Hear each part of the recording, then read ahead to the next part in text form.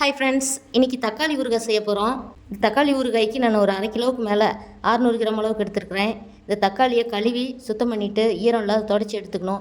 ஃப்ரிட்ஜிலேருந்து நீங்கள் எடுத்து செய்கிற மாதிரி இருந்தால் அது ஒரு 1/2 மணி நேரத்துக்கு முன்னாடியே எடுத்து தண்ணியில் ஊற வச்சு கழுவி எடுத்து ஒரு வெள்ளை துணியில் சுத்தமாக தொடச்சி வச்சுக்கணும். ஒரு பழத்தை 8 துண்டுகளாக அந்த மாதிரி கட் பண்ணி எடுத்துக்கணும்.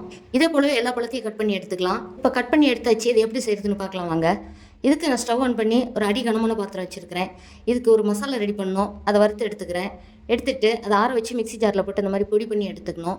திரும்ப ஸ்டவ் ஆன் பண்ணி அதே அடி கனமான பாத்திரத்தை வச்சு நல்லெண்ணெய் இதுக்கு நான் சேர்த்துறேன்.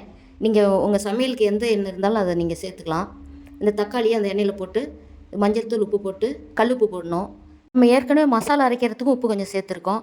அது நீங்கள் அளவு பார்த்து போட்டுக்கணும். போட்டுட்டு ஒரு 5-6 துண்டு சின்ன பீஸாக புளி எடுத்து சுத்தம் பண்ணி வச்சுருக்கேன்.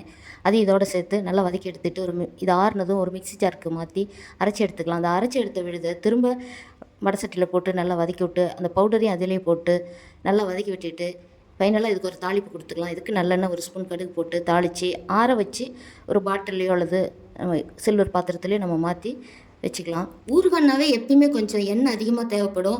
அதுவும் நல்லெண்ணெயில் நம்ம செஞ்சோமோ ரொம்ப சுவையாகவும் மணமாகவும் இருக்கும். நான் சொன்ன மெத்தட் படி நீங்களும் செஞ்சு பாருங்கள். இது 6 மாதம் வரைக்கும் கெடாமல் இருக்கும். இந்த வீடியோட லிங்க் கீழே கொடுத்துருக்கு. நீங்களும் இதே போலவே ட்ரை பண்ணி பாருங்கள். இந்த வீடியோ பிடிச்சிருந்தால் லைக் பண்ணி ஷேர் பண்ணுங்கள், சப்ஸ்கிரைப் பண்ணுங்கள். தேங்க்யூ.